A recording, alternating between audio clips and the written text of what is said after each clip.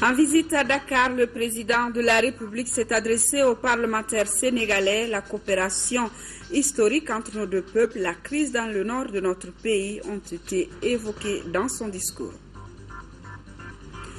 Pas de cas de fièvre et Ebola au Mali. Les prélèvements faits sur des suspects se sont avérés négatifs. Les détails dans quelques instants. Et la communauté catholique de Gao qui passera sa fête de Pâques dans les meilleures conditions. Après plus de 2 ans de fermeture, l'église vient de réouvrir.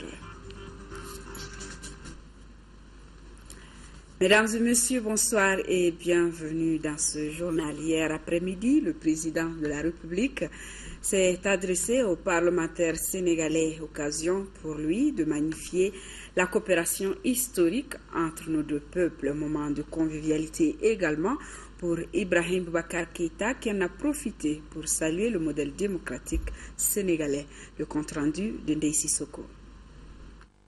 S'il y a un rendez-vous qui était très attendu pendant ce voyage présidentiel, c'est bien l'adresse du président de la République à l'Assemblée nationale du Sénégal.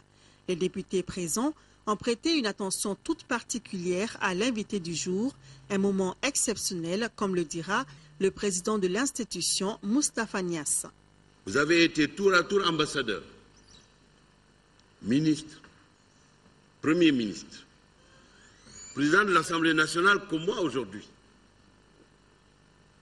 Et pour cette raison-là, les secrets que renferme la complexité de l'État et les relations internationales dans leur diversité vous sont familiers.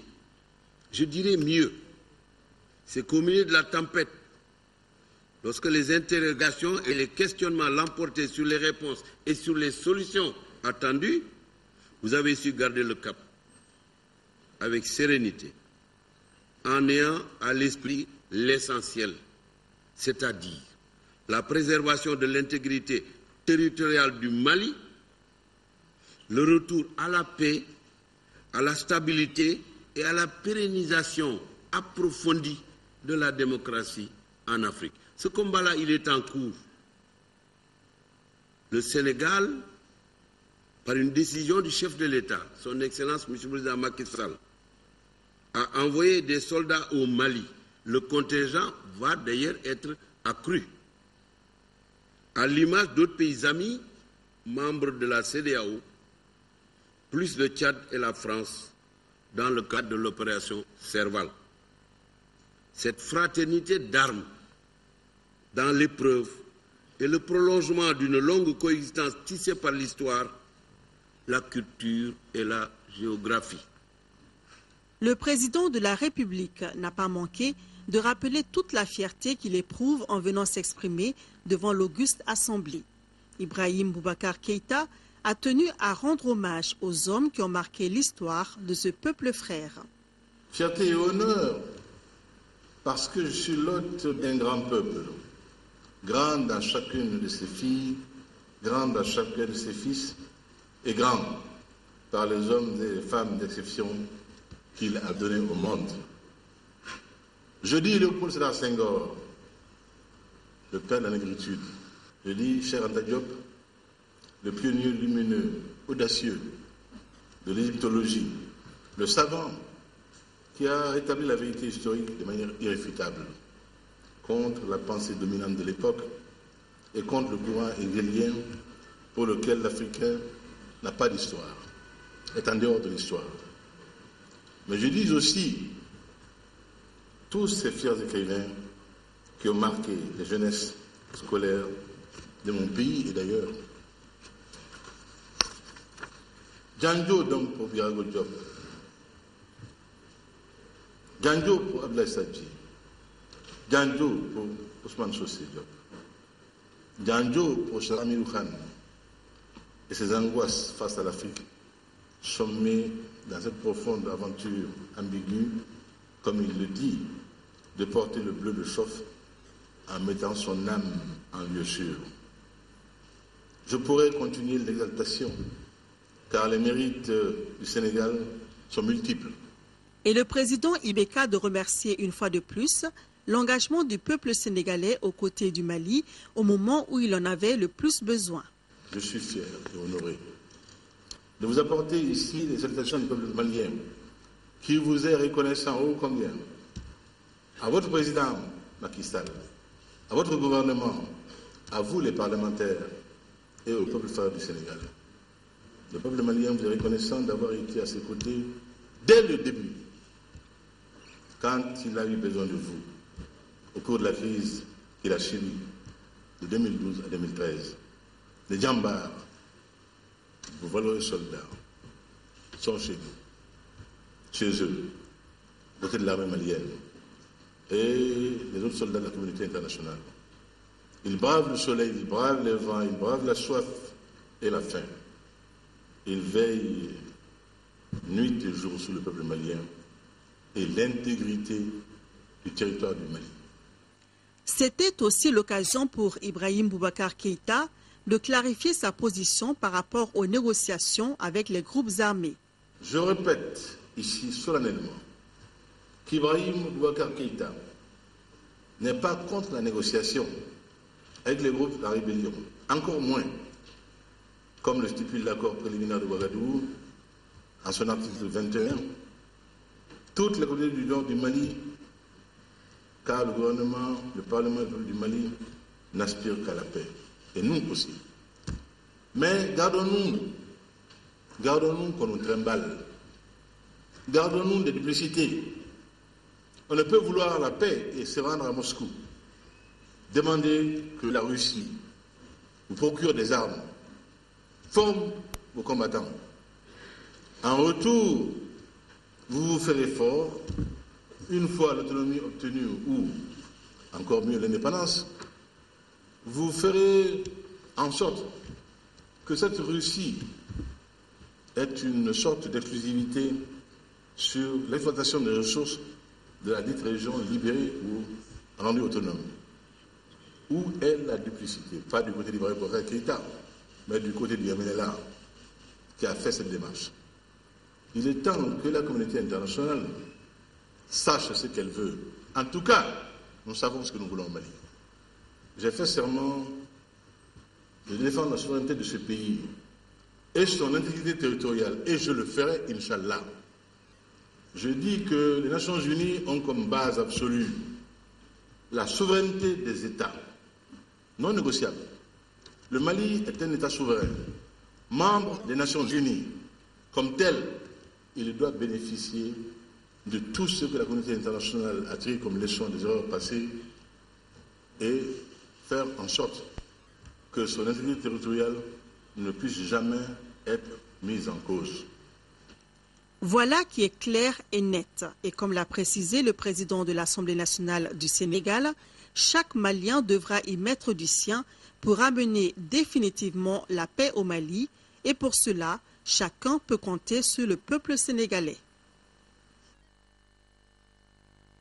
Les députés sénégalais ont bien apprécié ce passage du président Ibeka à l'Assemblée nationale. L'hémicycle au siège, les représentants du peuple étaient aussi le lieu approprié pour le président malien de remercier le peuple sénégalais pour sa présence aux côtés du peuple du Mali pendant la crise. Le point avec Amadou Sankari.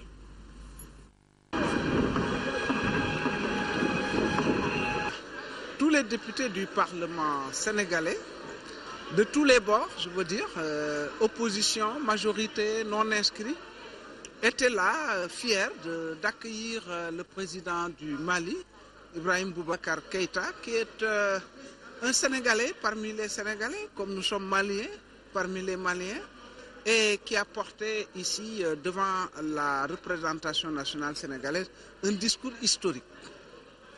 Le président a évoqué l'histoire des deux pays, des deux nations, j'allais dire, histoire commune, amis, compagnons, frères et sœurs, dans les bons jours comme dans les mauvais jours, comme actuellement.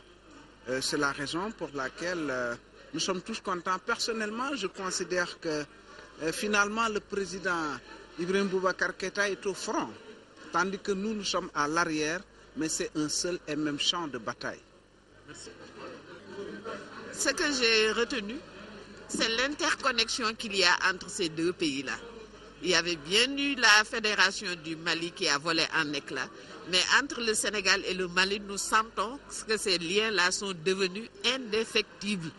Notre président a cité beaucoup de villes où on trouve des villages ou des quartiers composés essentiellement de ressortissants du Mali ou d'anciens ressortissants.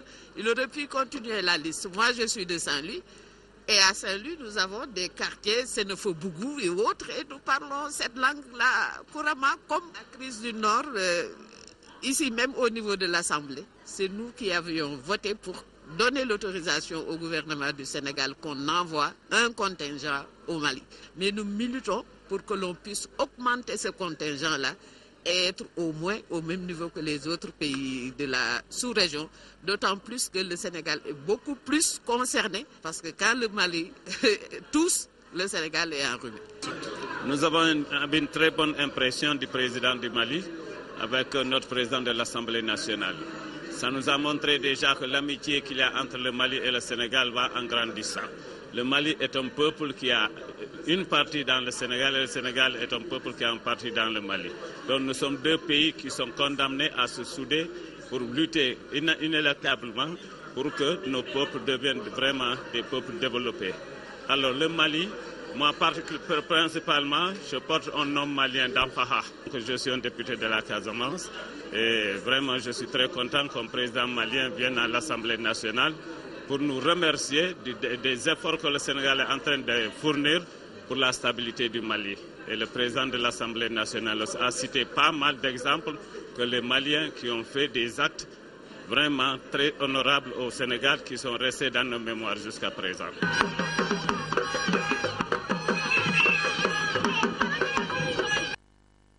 Et pour couronner tout ce qui vient d'être dit par ces parlementaires sénégalais, le président Macky Sall a reçu du président Ibeka la plus haute distinction honorifique du Mali. Il s'agit de la Grande Croix de l'Ordre national du Mali. Ibrahim Boubacar Keïta a été décoré à son tour par le président Macky Sall. La cérémonie de décoration a été suivie par une séance de travail entre délégations maliennes et sénégalaises. Envoyés spéciaux.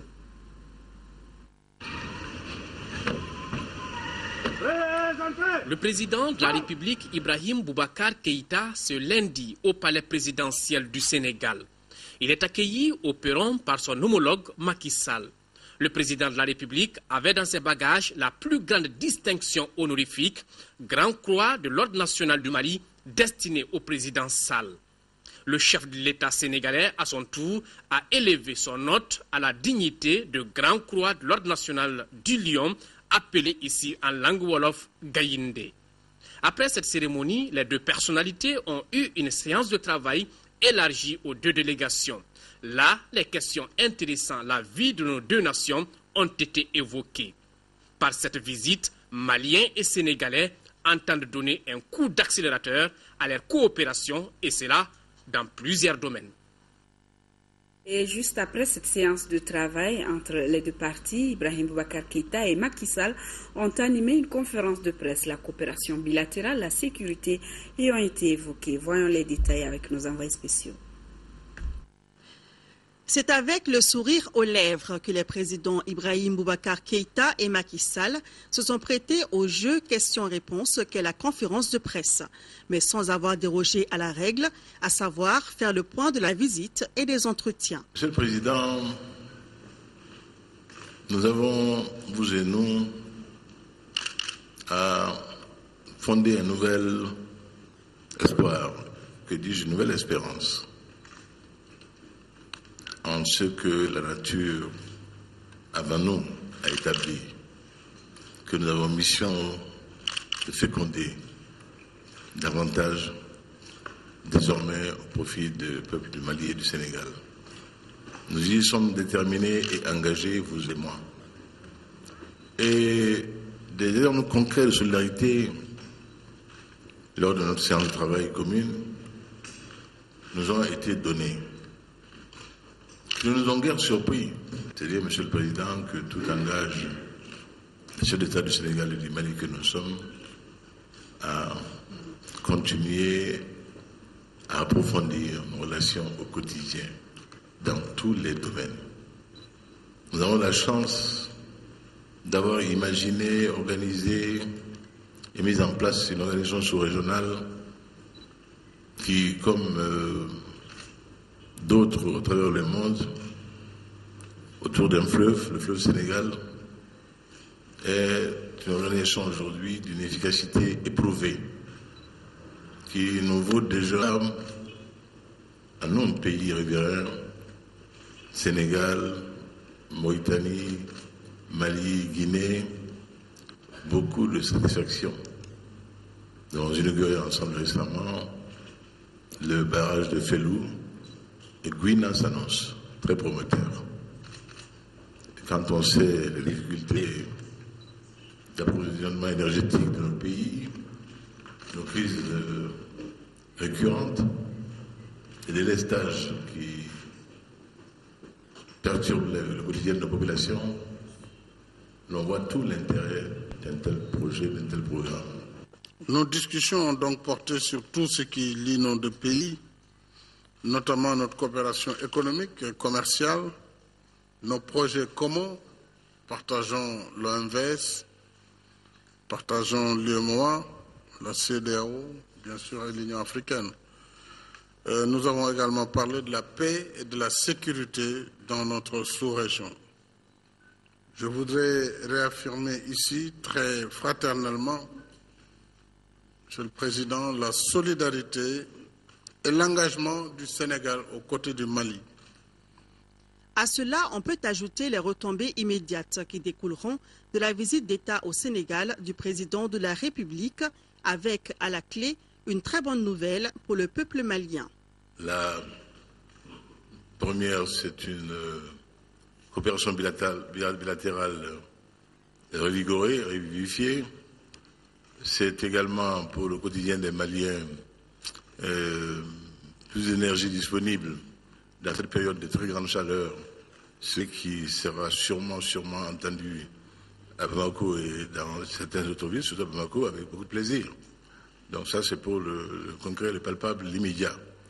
Et pour le reste, je crois que nous avons réaffirmé ce qui était déjà dans le pipe, et envisager également d'autres perspectives, mais toutes très heureuses.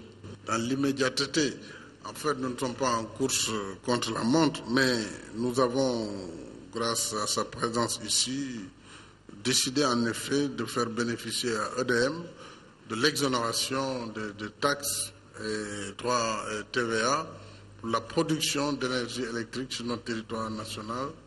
Et ça devrait être fait. Pour le compte de cette visite, Monsieur le Président, c'est au moins plus de 25% sur le coût, c'est 25% de moins sur le prix de l'électricité par rapport aux 40 MW déjà produits ici au Sénégal, mais pour le compte du Mali. Les questions des journalistes sénégalais et maliens ont porté sur le renforcement de la sécurité, les difficultés rencontrées sur l'axe routier Bamako-Dakar, la lutte contre le terrorisme dans la région. Une occasion pour le président Ibeka de rendre hommage aux contingents sénégalais basés à Kidal. Les soldats sénégalais sont à Kidal, dans des conditions extrêmement difficiles, mais avec courage, avec bravoure, avec abnégation. Et je voudrais ici leur rendre hommage, l'hommage du mérite, l'hommage de la fraternité. Merci, Djambar. Il reste certain que cette visite du président de la République, Ibrahim Boubacar Keïta, au Sénégal, annonce de nouveaux horizons de la coopération entre le Mali et le Sénégal. Le Sénégal, donc, vous venez de l'entendre, accordera des exonérations à l'énergie du Mali sur son territoire, et cela pour renforcer les capacités de distribution de l'électricité dans notre pays. Les modalités de mise en œuvre de cette décision sont expliquées ici par le ministre en charge de l'énergie, Mamadou Frankali Keïta. Nous l'écoutons au micro de Amadou Sankaré.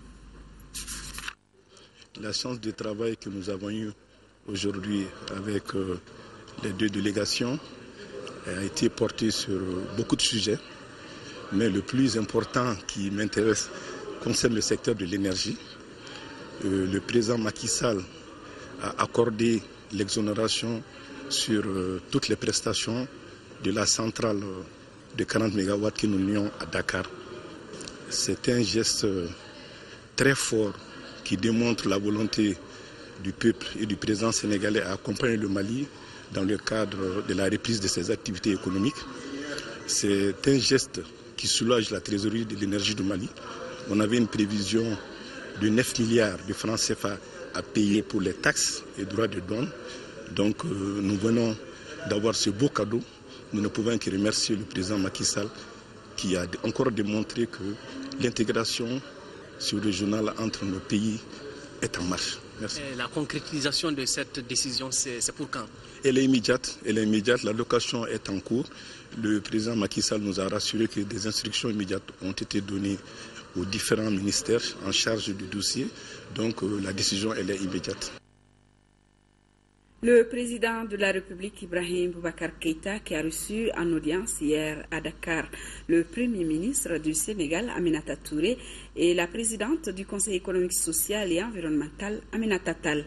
Avec la première, il a été question du suivi des projets mis en œuvre pour la coopération économique entre nos pays. La seconde est venue apporter le soutien de son institution dans la phase de stabilisation du Mali. Ndessi Soko. Le Premier ministre du Sénégal, Aminata Touré, a été la première personnalité à être reçue par le président de la République, Ibrahim Boubacar Keïta.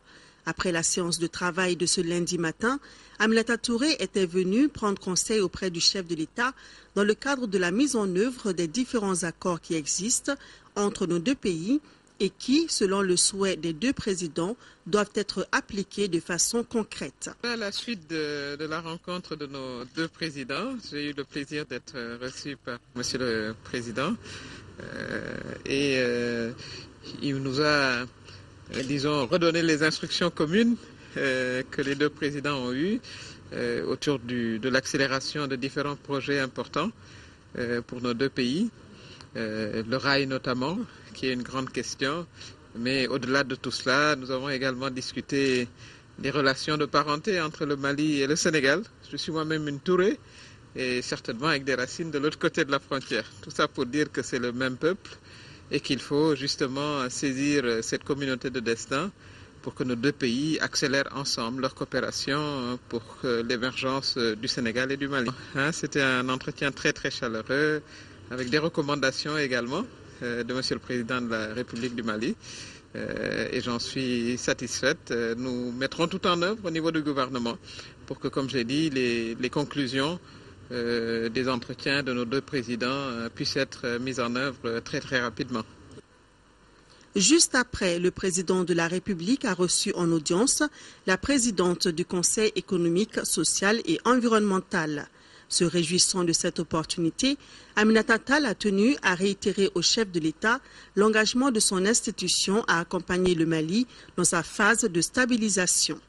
Nous avons vécu ensemble tout ce drame que le peuple malien a vécu. J'ai eu la chance d'avoir partagé le Conseil des ministres en ma qualité d'ex-secrétaire général de la présidence de la République.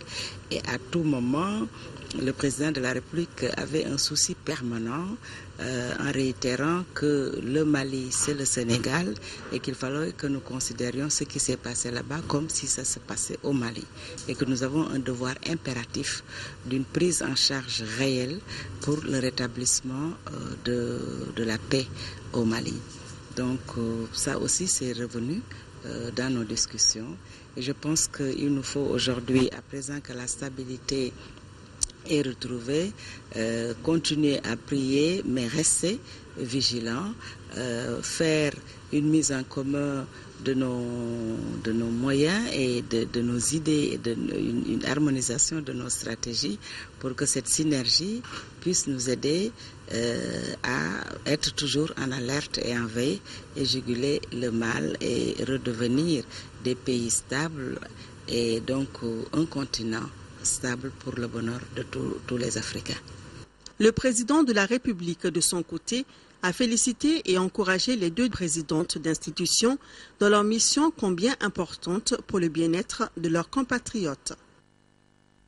Le président de la République et son épouse ont été les hôtes à dîner du couple présidentiel sénégalais hier soir au palais présidentiel, une occasion pour les deux personnalités de réitérer leur engagement à œuvrer à la consolidation des relations séculaires existantes entre le Mali et le Sénégal.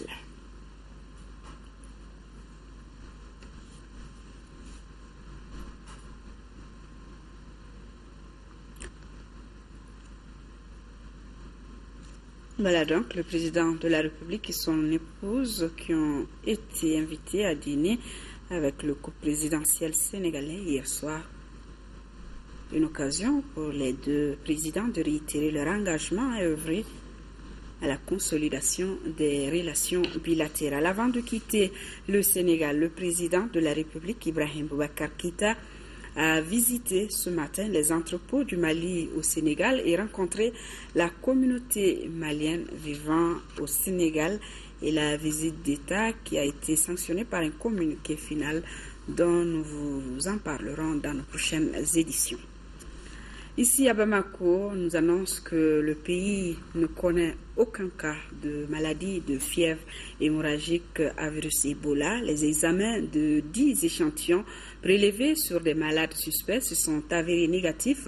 C'est ce qu'a annoncé ce matin le ministre de la Santé et de l'Hygiène publique, Ousmane Koné, qui a tenu un point de presse à la cité ministérielle pour rassurer les populations. Le compte-rendu de Daouda Sidiki Diarra. À la date d'aujourd'hui, le Mali ne connaît ni cas suspect, ni cas confirmé de fièvre hémorragique Ebola. Avec l'annonce de ces résultats, c'est tout le peuple malien qui se voit soulagé après tant de spéculations autour de la maladie de fièvre hémorragique à virus Ebola. Dès l'apparition de cette maladie en Afrique de l'Ouest, le gouvernement du Mali a fait des communications sur 3 cas suspects. Le gouvernement avait alors informé que 2 échantillons de prélèvement ont été analysés, que les 2 échantillons se sont avérés négatifs à ce virus. Il avait également informé qu'un 3e échantillon était en cours d'analyse. Depuis cette date, d'autres échantillons ont été prélevés sur des cas suspects et envoyés effectivement aux États-Unis à Atlanta. Pour parvenir à ces résultats, le laboratoire Sénoufo du Point G a été appuyé par des Américains de l'Institut de recherche de haut niveau en biologie qui ont fait le déplacement à Bamako. Avec la collaboration de tous nos spécialistes en cette matière, nos structures, que ce soit le Sénam, l'INRSP, la faculté de médecine, la Direction nationale de la santé, ensemble ont procédé à l'examen de 10 échantillons. Ces échantillons comprennent 9 échantillons sanguins et un échantillon de cellules prélevées sur une dépouille mortelle. Une technique très robuste qui a permis à nos agents sanitaires d'améliorer leurs connaissances en la matière. Pour travailler avec ce type de virus, il faut un niveau de sécurité, disons niveau 4. Mais les installations de niveau 3 que nous avons ont été adaptées à ce que nous pouvions manipuler ce virus dans de bonnes conditions de biosécurité. C'est avec ce niveau 3 de confinement qu'on a pu avoir cette technique. D'abord inactiver le virus et ensuite travailler avec le virus. Donc on l'inactive pour que le virus ne soit plus dangereux et ensuite on interroge son génome pour voir est-ce que le virus il est dans le tissu ou bien dans le sang du sujet. Au bout de 4 heures, on pourra dire que la personne a Ebola ou pas. Même si tous les cas suspects se sont avérés négatifs, la vigilance doit être de mise afin de baisser le niveau de stress. Cela en cherchant toujours les cas suspects et en informant les agents de santé. Prise de contact avec les institutions de la République, le Premier ministre était aujourd'hui au Conseil des collectivités et au Conseil économique, social et culturel. Moussa Mara a sollicité des 2 institutions une collaboration riche et franche pour le renforcement de la République et de la démocratie. Nyanya Aliou Traoré. C'est à 15h pile, comme annoncé, que la voiture du Premier ministre franchit le portail du Haut Conseil des collectivités. À sa descente, un Noumarou Ag Ibrahim Aïdara, l'accueillant fraternellement et chaleureusement. Après les salutations d'usage au Premier ministre de dévoiler le but de sa visite. Selon Moussa Mara, sa démarche est la manifestation d'une intention, l'intention de travailler main dans la main avec toutes les institutions de la République. Selon lui, tout gouvernement qui ambitionne la réussite se doit de respecter les institutions qui, à son avis, ont leur utilité, leur place et leur rôle à jouer dans le développement d'un pays. Très satisfait de cette visite, le président du Haut Conseil des collectivités a rassuré le Premier ministre du soutien moral, physique et intellectuel de l'institution ainsi que de ses membres. C'est la première fois que la primature revient à un homme qui a une légitimité certaine, parce qu'ici du peuple, un élu de surcroît. Vous avez dit des mots si chaleureux, si enthousiastes pour nous, que c'est la première fois qu'on le sent.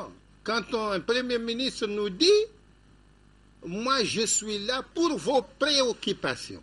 N'hésitez pas à me saisir. » Nos yeux sont rivés sur vous, surtout en matière de décentralisation. Second cap, Koulouba, où se trouve le Conseil économique, social et culturel.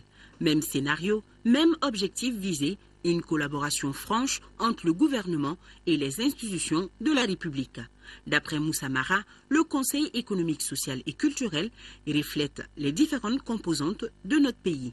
L'une des raisons, a-t-il déclaré, est de s'assurer de la disponibilité de cette institution, message reçu durant le président Djamil Bitar qui précisera que l'accompagnement du Conseil ne fera pas défaut.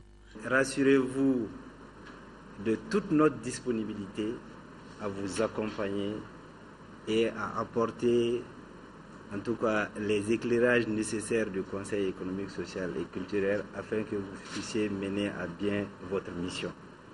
Le Haut Conseil des collectivités et le Conseil économique, social et culturel font partie des 8 institutions de la République du Mali.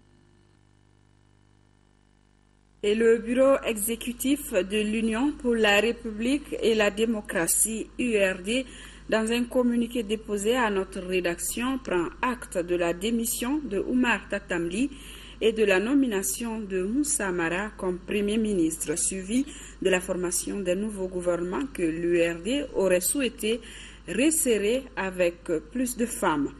Le parti souhaite bonne chance au Premier ministre Moussa Mara et à son équipe. Par ailleurs, l'URD souhaite l'élaboration dans les plus brefs délais d'une politique générale qui prendrait en compte les préoccupations des Maliens. Et toujours dans le même sens, sans foi à ce communiqué donc du Conseil national de la jeunesse du Mali, en foi à sa volonté de mettre la jeunesse au cœur de ses priorités et pour ses choix portés sur les jeunes en qualité de Premier ministre, ministre et autres responsables dans la haute sphère de l'administration, le comité exécutif du CNJ témoin de la reconnaissance de la jeunesse du Mali et de sa diaspora au président de la République, Ibrahim Boubacar Keïta. Ainsi, le CNJ Mali remercie le président, son Premier ministre et les membres du gouvernement pour la diligence dont ils ont fait preuve suite à sa requête de scinder le binôme jeunesse-sport. Et les passations de services qui ont donc commencé entre les ministres sortants et entrants. Nous recevons celle du ministre de la Culture, l'ancien ministre de la Culture, Bruno Maïga, qui a passé le relais à Mme Diaye Ramatoulaye Diallo. C'était aujourd'hui au département de la Culture. Le ministre Bruno Maïga qui a félicité Mme Diaye pour sa nomination au poste de ministre de la Culture. Il lui a aussi prodigué des conseils dans l'accomplissement de la noble et délicate mission qui vient de lui être confiée. En retour, la nouvelle locataire du département de la Culture a remercié son prédécesseur pour les efforts qu'il a déployés en faveur de la promotion de la culture dans notre pays, les résultats auxquels son équipe et lui-même sont parvenus sont très appréciables selon la ministre de la Culture qui a signalé au ministre Bruno qu'elle n'hésitera pas à prendre conseil auprès de lui chaque fois que le besoin se fera sentir. Audience au Conseil économique, social et culturel. 2 délégations ont été reçues par le président de l'institution. Il s'agit de l'association d'amitié Mali-Maroc et de l'amicale des jeunes du SNJ. Retrouvons Nyanyalou Traoré. C'est dans une atmosphère conviviale que le président du Conseil économique, social et culturel a reçu la délégation de l'association d'amitié Mali-Maroc. L'association est venue présenter le trophée de la diplomatie publique. Ce trophée récompense tous ceux qui œuvrent au maintien ainsi qu'au renforcement des liens d'amitié, de fraternité et de coopération entre le Mali et le Maroc. Notre combat au sein de la MAMA, c'est pour renforcer les relations de fraternité, de coopération et d'amitié entre le Mali et le Maroc qui sont vieilles de plusieurs siècles. Toutes les activités que nous avons menées depuis 6 ans que nous existons ont fait que des observateurs indépendants ont trouvé que nous méritons d'être primés et c'est pourquoi à Rabat le 25 mars dernier, nous avons reçu cette distinction que nous avons dédiée automatiquement à tous les membres de la MAMA et à l'ensemble du peuple malien. Le même climat d'ambiance a prévalu lors de la réception de l'amicale des anciens du service national des jeunes. Les responsables sont non seulement venus présenter l'amicale des anciens du SNJ, mais ils souhaitent surtout la réinstauration du service national des jeunes au Mali. Nous sommes venus dire au président du Conseil économique, social et culturel de nous soutenir pour le rétablissement du service national des jeunes et la définition d'un statut de réserviste au Mali. Nous sommes venus réaffirmer notre disponibilité à participer au développement du pays. Et nous sommes venus rassurer le président du Conseil économique, social et culturel qu'il y a plus de 6 000 anciens éléments du service national des jeunes qui sont prêts aujourd'hui à accompagner les autorités, qui sont prêts à se sacrifier comme ils ont fait par le passé et qui sont prêts à s'engager résolument dans le développement du pays, y compris la défense nationale. La MAMA ainsi que l'AMA SNJ sont 2 organisations à but non lucratif, dont l'objectif principal est de participer au développement du Mali. Hier, des roquettes ont été lancées sur la ville de Gao. Le ministre de la Défense et des anciens combattants rassure les populations sur la situation sécuritaire dans le nord de notre pays. Après ces tirs de roquettes et la découverte de caches d'armes, le ministre invite les populations à une franche collaboration avec les forces de défense. Ces propos ont été recueillis par Mamari Kone. Nous l'écoutons. Il y a des actions sporadiques de quelques éléments isolés des groupes qui ont été défaits. Donc, comme vous l'avez indiqué, il y avait eu des roquettes sur Tessalit, à Tombouctou. On a découvert des caches d'armes dans la zone de Tombouctou. Nos forces... On est dans le même sens pour nous dire que ça doit faire l'objet d'un projet prioritaire. Et cela correspond à une demande aussi du président de la République quand il avait reçu la dernière fois le directeur des opérations de la Banque mondiale. Et la BMS-SA qui évolue positivement dans l'espace économique malien. En 2013, la Banque malienne de solidarité présente un bilan positif dans les domaines des microfinances, de la création d'agences et d'emploi des jeunes. La BMS a augmenté son capital de 11 milliards à 12 milliards 500 millions. Mariam Sagara, compte rendu. En 2013, la BMS-SA a augmenté ses fonds propres et elle a multiplié ses agences et ses points de vente. Elle a du coup créé des emplois pour la jeunesse. Plusieurs signatures de conventions ont hissé les états financiers de la BMS-SA à un niveau élevé à la satisfaction des administrateurs. La seule fausse note dans ce dispositif est la destruction de l'agence de Kidal par les kamikazes. La réouverture des 3 agences du Nord, l'ouverture de 3 nouvelles agences, Medina Koura, Kouri et Zegwa, portant le nombre de réseaux à 25 agences. La signature des accords de prêt, d'un contrat de partenariat avec Western Union, Orange Mali pour le service Orange Monnaie, la signature d'un contrat de partenariat avec la Poste, la création des guichets de transfert d'argent à travers son réseau, l'extension du réseau monétique à travers l'installation 26 distributeurs de billets de banque, l'augmentation du capital de la banque, qui est passé de 11 milliards 600 millions à 12 milliards 500 millions. Malgré le contexte actuel de notre pays, la banque se bat pour le développement socio-économique dans toutes les zones d'exploitation au Mali.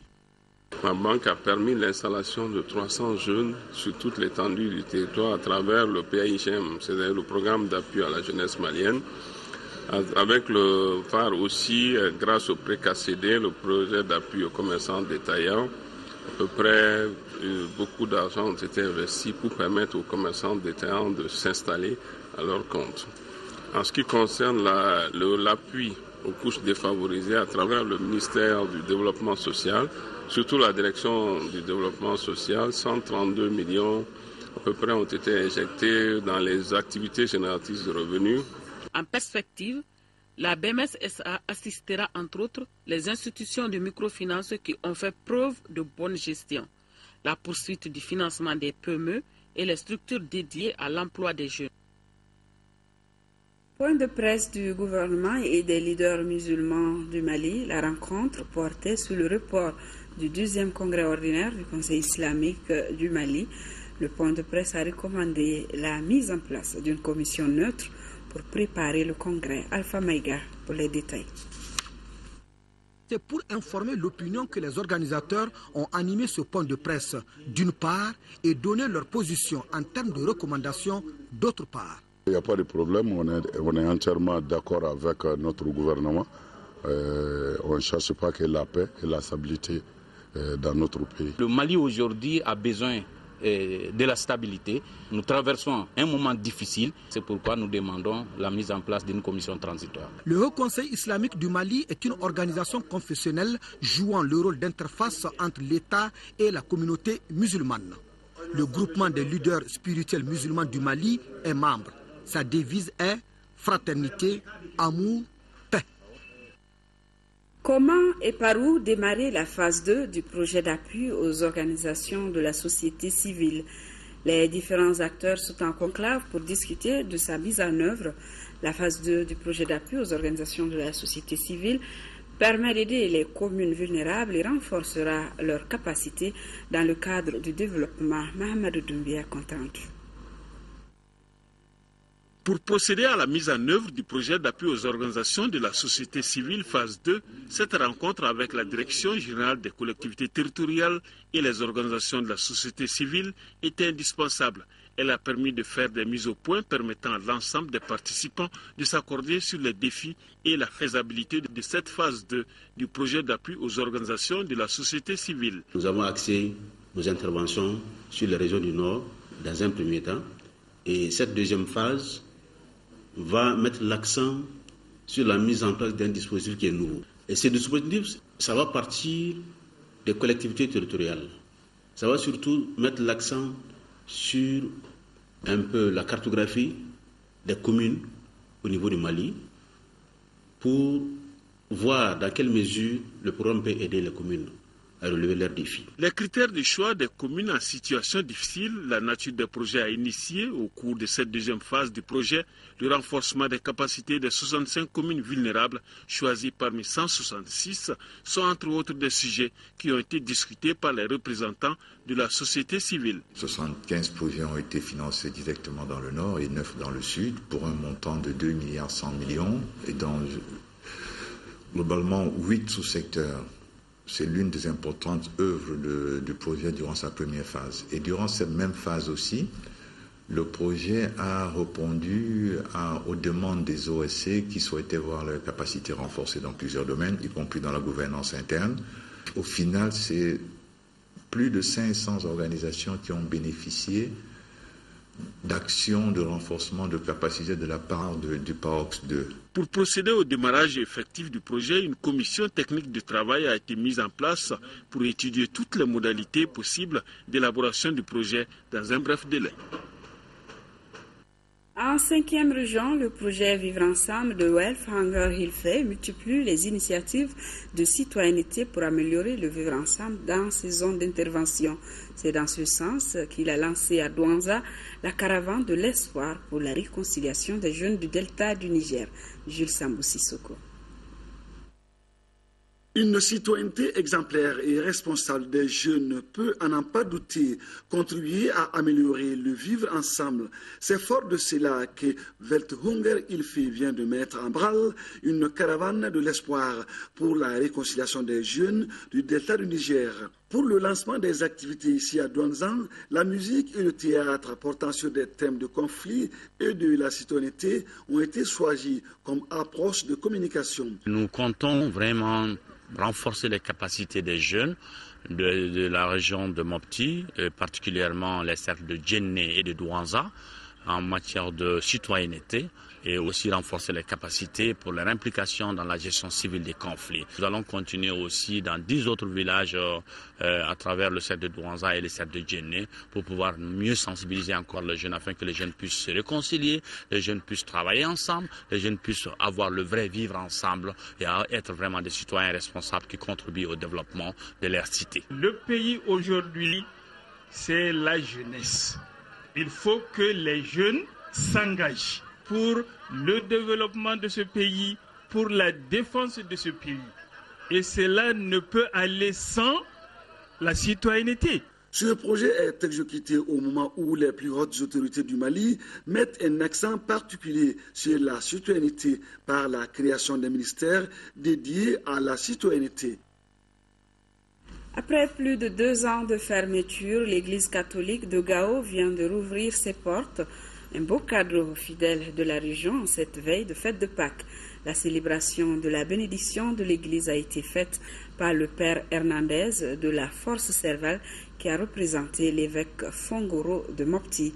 Le compte rendu depuis Gao de Boubacar Bablé Touré.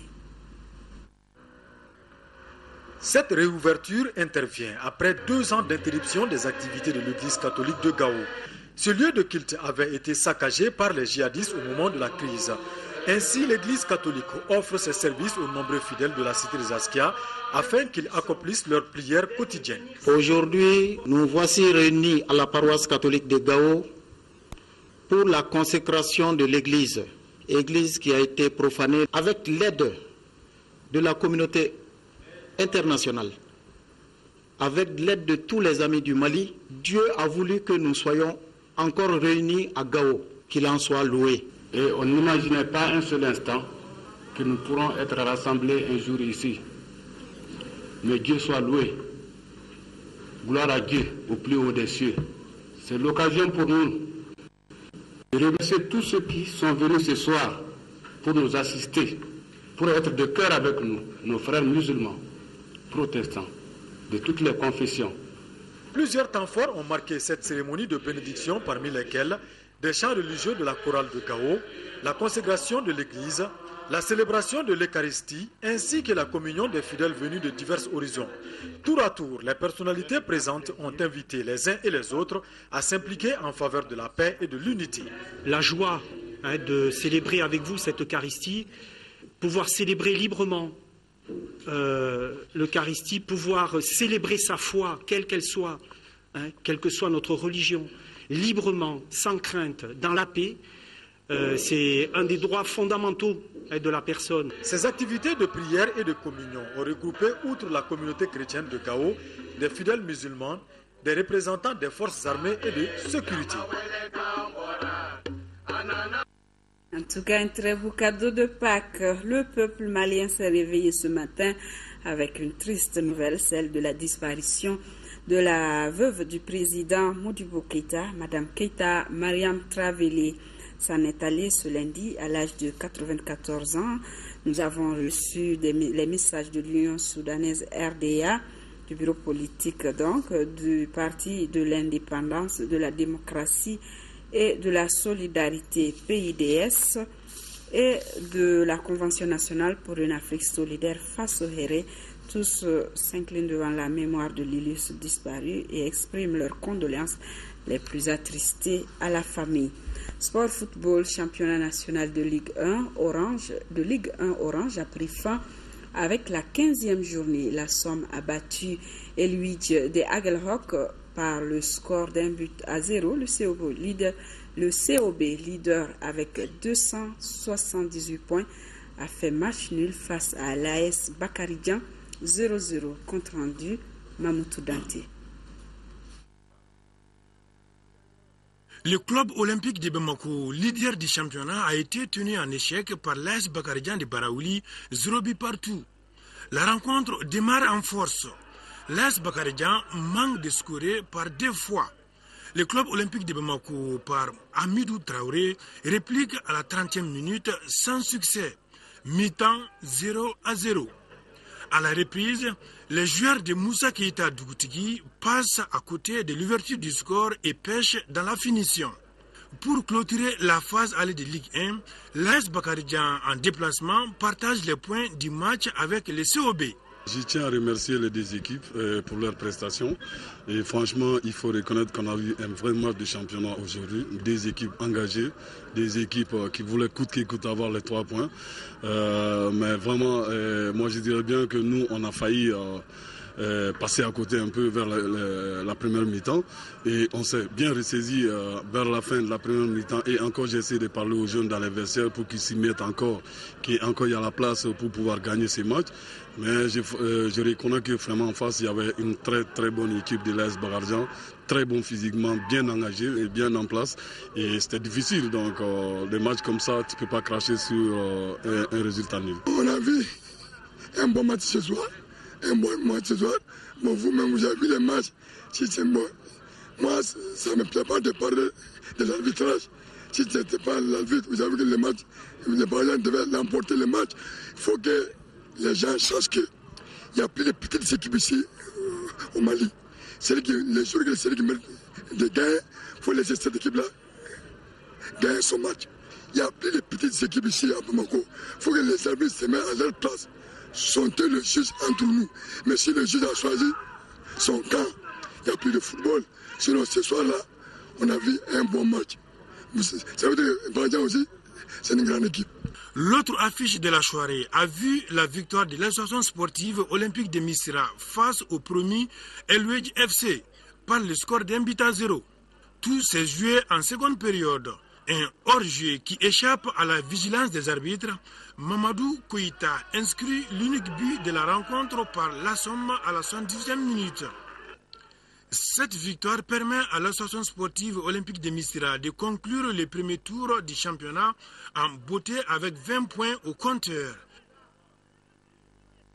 Le COB, leader avec 28 points, a fait match nul face à l'AS Bakaridjan.